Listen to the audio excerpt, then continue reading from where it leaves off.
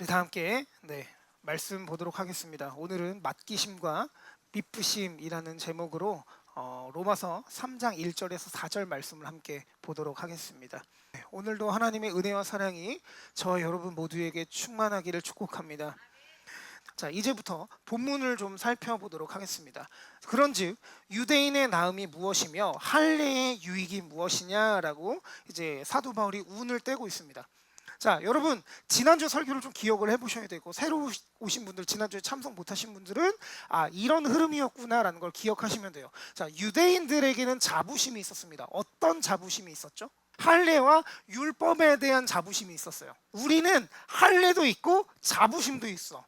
그래서 이것이 선민 사상으로서 자기네들이 뭘 잘해서 하나님이 선택을 하신 게 아님에도 불구하고, 그냥 하나님이 은혜로서 선택하신 것에도 불구하고 우리는 선민이야, 그러니까 너희 같은 이방인들이랑은 달라, 이런 자부심이 있다 보니까 이 할례와 율법을 지켜가면서 하나님의 말씀대로 사는 모습을 보여주라고 하나님께서 할례와 율법을 주셨는데, 그것을 유대인들이 살아갈 힘이 있었어요, 없었어요? 이것을 살아갈 수 있는 능력이 없었어요. 그리고는 자기네들끼리 카르텔을 만들고 우리가 잘났지 라는 식으로 다른 민족들을 무시했단 말이에요.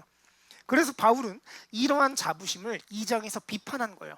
그래서 너희에게 율법과 할례가 있는 게 무슨 유익이 있냐는 거예요. 유익이 있다는 얘기입니까? 없다는 이야기입니까? 없는 것처럼 이야기하는데, 그런데 3장에서는 또 할례와 율법의 유익이 있대요. 무슨 유익이 있느냐? 그렇게 앞에서 비난해놓고, 자 보겠습니다. 범사에 많으니 우선은 그들이 하나님의 말씀을 맡았대요. 자, 여러분 여기에서 제가 표시하지 않았는데 우선은 이라는 말이 무슨 뜻이냐면 가장 중요한 건 뭐 이런 뜻이에요. 그러니까 가장 첫 번째로가 아니고 이게 전부인데, 제일 중요한 건데 하나님의 말씀을 맡았다라는 게 중요하다는 거예요. 자, 그러면 여기에서 말하는 하나님의 말씀은 어떤 말씀입니까? 여기에서 말하는 하나님의 말씀이란 구약과 신약을 포함한 하나님의 살아있는 말씀이에요. 그런데 이상해요. 왜냐하면 유대인들에게는 하나님이 말씀을 주셨습니까? 율법을 주셨습니까? 유대인들한테 율법을 주셨어요. 모세를 통해 율법을 주셨단 말이에요. 그러면 신약은 준 게 아니잖아요. 역사서는 준 게 아니잖아요. 예언서는 준 게 아니란 말이에요. 그런데 그것도 하나님의 말씀에 포함이 됩니까? 포함이 됩니다. 왜냐하면 이 율법 안에 역사서와 모세오경과 지혜서와 예언서와 또 신약의 모든 성경들의 내용들이 이 안에 다 들어가 있기 때문에 그래요. 그리고 이것이 언제 완성이 됩니까? 396년에 니케아 공의회와 콘스탄티노플 공의회에서 완성이 돼요. 그래서 이미 완성됐지만 아직 완성되지 않은 하나님의 말씀을 다 포함하는 건데, 자, 그래서 하나님의 율법을 포함한 구약과 신약의 말씀을 하나님은 이스라엘 백성에게 다 맡기셨어요. 그런데 이들은 그것을 이해할 능력도 없고 감당할 능력도 없다는 게 문제였습니다. 율법만 붙잡고 율법을 외쳤는데, 정작 이들은 자신들이 율법과 할례를 가지고 있는 것에 대한 자부심은 있었지만 이것을 행하지 않은 거예요. 그런데 이상하지 않습니까? 유대인들 하나님의 말씀, 율법대로 잘 살았어요? 못 살았어요? 잘 했어요. 안식일을요 자기 목숨보다 소중하게 여겼습니다. 11조를 자기 목숨만큼 지켰어요. 이방인과 식사하지 말라는 율법을 그렇게 잘했고 제사를 그렇게 잘 지킬 수가 없었습니다. 그런데 이들이 율법을 안 지켰다고요? 여러분, 지킨 겁니까? 안 지킨 겁니까? 안 지킨 거예요. 율법의 껍데기만 지키려고 했지 그 율법 안에 있는 정신을 기억하지 못한 거예요. 그 율법 안에 있는 정신을 깨닫지 못한 겁니다. 오늘날 우리도 똑같아요. 여러분, 주일 성수 중요합니까? 안 중요합니까? 자, 그러면 여러분께 한 가지 여쭤보겠습니다. 주일 성수는 뭘 말하는 겁니까? 주일날 교회 나와서 예배하는 게 주일 성수예요? 그러면요? 말씀 뭐 듣는 거요? 이러면 어려워지죠. 여러분, 진짜 주일 성수가 어떤 건지 말씀드릴게요. 진짜 주일 성수는 뭐냐면 무엇까지 포함이냐면 일주일 동안 여러분이 강단에서 선포된 말씀을 삶으로 살아내는 게 주일 성수입니다. 즉 주일 예배에만 여러분이 너무 꽂혀서 주일 예배 끝났으니까 나머지 6일은 내 맘대로 살아도 되겠지 하면 여러분은 주일을 성수하신 게 아니란 이야기예요.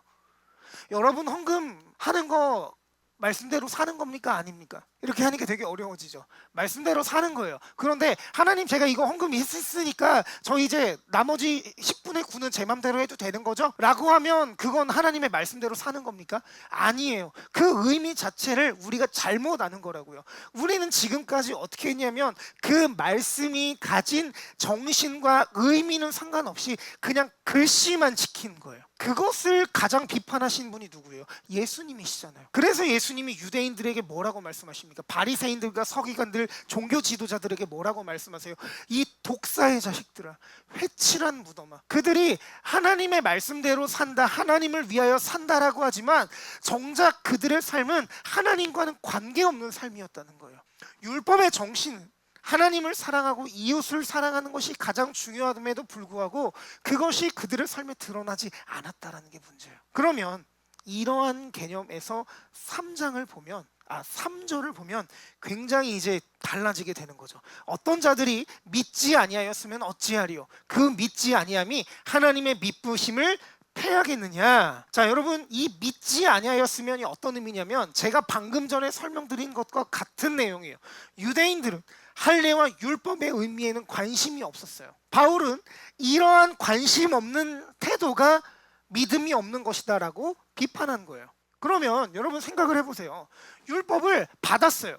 그런데 율법을 받았는데 율법대로 못 사니까 너희가 잘못하고 있는 거야 라고 한다면 오히려 율법을 가지고 있는 게 손해 아닙니까? 이스라엘 백성에게 하나님이 선택받은 하나님이 택하신 백성이라고 해서 율법을 주셨어요. 그러면 이 율법대로 살지 못하면 오히려 율법이 의미가 없는 거 아니에요? 손해 아닙니까? 그 율법을 너희가 받았는데 못 사니까 더 욕을 먹는 거잖아요. 그래서 계속 3절을 보면 그 믿지 아니함이 하나님의 미쁘심을 패하겠느냐? 이건 지금 하나님의 미쁘심을 패한다는 거예요? 아니면 패하지 못한다는 거예요? 패하지 못한다라는 겁니다. 그러면 미쁘심이라는 단어가 무슨 뜻입니까? 미쁘다라는 말은 헬라어로 피스티스라고 합니다. 이 피스티스라는 말은 신뢰, 확신, 신실함이라는 단어예요. 우리가 믿음이라고 하는 단어와 동의어입니다. 이걸 미쁘다라고 표현해요. 자, 여러분, 그러면 우리의 믿음 없음이 하나님의 신실하심을 배제할 수 없다는 거예요. 우리 같으면 그렇겠죠. 아우, 저거 약속도 안 지키고 말해도 말도 안 듣고 말해 뭐해. 그냥 말 안 하고 말지. 그러면서 속으로는 답답해요, 안 답답해요? 답답하죠. 여러분 자녀들 키울 때 한번 생각해 보세요. 지금이야 여러분 자녀들이 다 크셨고 이제 저는 이제 자녀를 키우는 중이니까 아우 다시는 말하지 말아야지. 내가 또 말하면 사람이 아니다. 그리고 뒤돌아서 자녀가 똑같은 짓을 하고 있으면 말을 하게 되죠. 아유 말을 안 하려 그래도 내가 못 살지. 어떻게 이걸 말을 안 해라고 우리가 그렇게 태도를 갖는다는 말이에요. 우리 같으면 그럴 텐데 하나님의 미쁘심은 하나님의 신실하심은 우리를 포기하지 않으신다는 거예요. 우리의 믿음 없음과 하나님의 신실하심이 연결된다라는 거예요. 무슨 의미냐? 그럴 수 없다. 하나님의 미쁘심을 패할 수 없다. 사람은 거짓되다. 그러나 하나님은 참되시다. 기록된 바 주께서 주의 말씀에 의롭다함을 얻으시고 판단 받으실 때 이기려 하심이라 함과 같으니라. 여러분 우리가 인정하자고요. 하나님의 말씀대로 살 수 있습니까? 없어요. 아니요, 힘든 게 아니고요. 죄송해요. 못해요. 하나님의 말씀대로 할 수가 없어요. 자, 여러분, 목사님 그거는 아닌데요. 일부는 할 수 있는데요. 제가 일부만 하는 건 말씀대로 사는 거라 그랬어요? 아니라 그랬어요? 아니라 그랬어요. 우리 하나님의 말씀대로 못 산단 말이에요. 우리가 하나님의 말씀대로 살아서 의로움을 얻을 수 있다고 하면 우리는 절대로 의로워질 수 없단 말이에요. 그러나 우리에게 말씀을 지킬 능력이 없기 때문에 우리가 하나님의 말씀대로 살아갈 수 있는 능력이 없기 때문에 하나님의 신실하심이 더더욱 의미가 있는 거예요. 우리가 악하기 때문에 하나님의 선하심이 더더욱 강조되는 겁니다. 우리가 악하니까 말씀대로 살 수 없으니까 우리가 이스라엘 백성이 하나님의 율법대로 살지를 못하니까 하나님이 어떻게 하셨어요? 이스라엘 백성을 포기하셨어요? 그래서 어떻게 하셨어요? 아들을 이 땅에 보내주신 거잖아요. 하나님 자신이 육신을 입고 이 땅에 오셔서 우리와 같은 고난을 당하시고 십자가에 못 박혀서 온갖 수치와 조롱을 다 당하시고 모든 아픔을 겪으시고 죽으신 거잖아요. 그리고 부활하신 거예요. 여러분, 다시 한번 말씀드립니다. 우리가 악하기 때문에 하나님의 선하심이 더더욱 강조되는 거예요. 우리가 악하기 때문에, 우리가 약하기 때문에, 우리가 그분의 말씀대로 살 수 없기 때문에 우리가 스스로 고백하는 거예요. 아, 나는 주님 없이는 살 수가 없는 존재구나. 그래서 우리는 주님이 필요한 거예요. 그렇다면 이러한 우리예요. 말씀대로 살 수 없는 우리예요. 그리고 하나님은 의로우신 분이죠. 우리는 어떻게 살아야 될까요? 말씀대로 안 살아도 되겠네요. 말씀대로 사는 게 의미가 없다면서요. 이스라엘 백성에게 하나님이 그분의 말씀을 맡기셨던 것처럼 그분이 우리에게도 그분의 말씀을 맡기셨어요. 이 말씀을 우리에게 맡기셨다라는 건 뭐냐면 우리가 말씀대로 살아갈 것을 맡기신 거예요. 우리가 이 말씀을 전할 것을 맡기신 겁니다. 그러면 하나님이 우리에게 맡기신 건 뭐예요? 말씀을 맡기신 겁니까? 아니면 사명을 맡기신 겁니까? 말씀을 맡기신 거예요.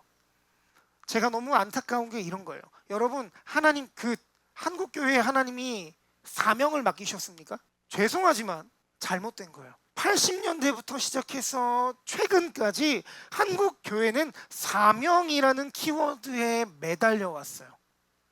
그래서 우리 교회는 전도하는 교회예요. 우리 교회는 예배하는 교회래요. 우리 교회는 봉사하는 교회래요. 우리 교회는 뭐하는 교회래요. 그래서 그 사명에 교회가 모든 신경을 다 집중하니까 어디에는 집중을 못해요? 스스로 하나님의 말씀대로 살아가는 데는 집중을 못해요. 서로가 서로를 다치게 하는데, 서로가 서로에게 상처를 입히는 데에는 관심을 갖지 않습니다. 사람에게는 관심을 갖질 않아요. 왜요? 교회에게 주신 사명이 너무나도 중요하기 때문이에요. 여러분, 그런데 성경을 보십시오. 하나님이 교회에 사명을 맡기셨다라고 기록된 내용이 있습니까? 혹시 여러분 알고 계신다면 저에게 말씀해 주십시오. 최소한 저는 성경에서 하나님이 우리에게 사명을 맡기셨다라는 내용을 본 적이 없어요. 우리는 다시 한번 생각해야 됩니다. 여러분, 사명 중요할 수 각자 사명이 있을 수 있죠. 그러나 사명이 그렇게 중요한 건 아닙니다. 정말 중요한 건 뭐예요? 우리가 그리스도인으로서 이 땅에서 그리스도의 장성한 분량에 이르기까지 그리스도를 닮아가는 거예요. 그런데 여기엔 함정이 있어요. 그분이 우리에게 그분의 말씀을 맡기셨습니다. 그러면 우리가 그것을 잘할 걸 알고 맡기신 거예요? 아니에요. 우리가 못할 거 알고 맡기신 거예요. 아우, 그래, 너한테 맡겨도 어차피 내가 일 다시 할 거. 그렇다고 이런 마음으로 우리에게 말씀을 맡기신 게 아닙니다. 하나님께서 우리에게 말씀을 맡기신 이유는 뭐냐? 우리와 함께 하시는 그분의 신실하심이 우리를 이끄시겠다라고 약속하신 거예요. 그래, 상기야, 너 말씀대로 내 말대로 못 살 거 알아.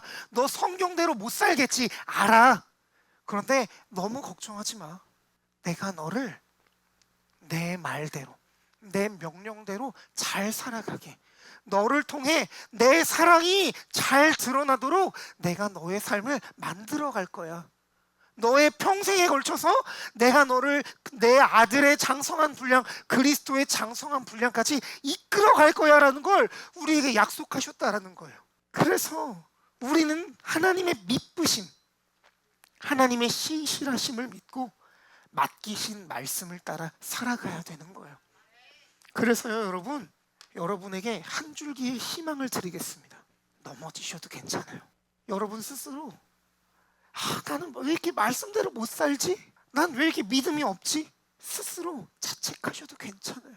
하나님만 바라보겠다라고 했는데 왜 나는 하나님만 바라보지 못할까?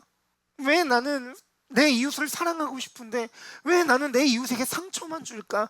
여러분, 좌절하셔도 괜찮아요. 넘어지셔도 괜찮아요. 못 지키셔도 괜찮아요. 그분의 미쁘심이, 우리에게 말씀을 맡기신 그 하나님께서 그분의 신실하심을 따라 우리의 삶을 인도하실 겁니다. 그래서 우리에게 말씀을 맡기신 거예요. 아무쪼록 그 하나님의 미쁘심을 신뢰하고 그 말씀대로 살아가기를 힘쓰는 저와 여러분 모두가 되기를 예수님의 이름으로 축원합니다. 기도하겠습니다.